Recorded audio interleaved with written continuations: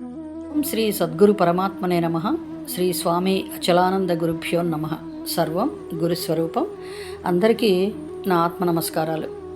అర్జున విషాద యోగంలో 9, 10, 11 శ్లోకాలు.